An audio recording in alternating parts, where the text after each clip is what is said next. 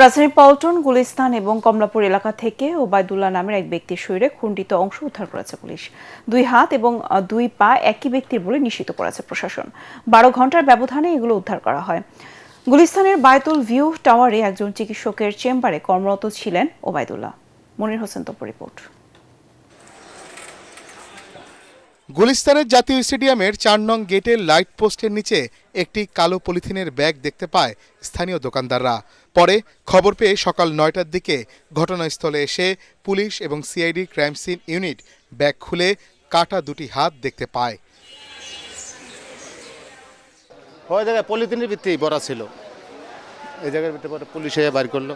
আমরাও তো শিওর না, আমরা তো 10টার দিকে আইছি দোকান খুলতে। সকালে দোকান যখন খুলি যা র্যাব পুলিশ অনেক পরে আমার কাছে আমি জিজ্ঞেলাম স্যার কি হয়েছে, কয়েকটা হাত পাওয়া গেছে। দুপুরের পর কমলাপুর থেকে উদ্ধার করা হয় একটি পা। এর আগে রাত 2টায় পল্টন এলাকার আনন্দ কমিউনিটি সেন্টারের সামনে থেকে উদ্ধার করা হয় আরও একটি পা। প্রাথমিকভাবে নিশ্চিত হওয়া গেছে উদ্ধারকৃত অংশগুলো ওবায়দুল্লাহ নামের এক ব্যক্তির। তার 4টি খণ্ডিত অংশ 3টি ভিন্ন ভিন্ন জায়গা থেকে উদ্ধার করা হয়েছে। আমরা প্রাথমিকভাবে এখন চেষ্টা করছি অন্য খণ্ডিত অংশ যদি কোথাও থাকে সেটা খুঁজে বের করার এবং এই ঘটনার প্রকৃত রহস্য উদ্ঘাটন করার জন্য।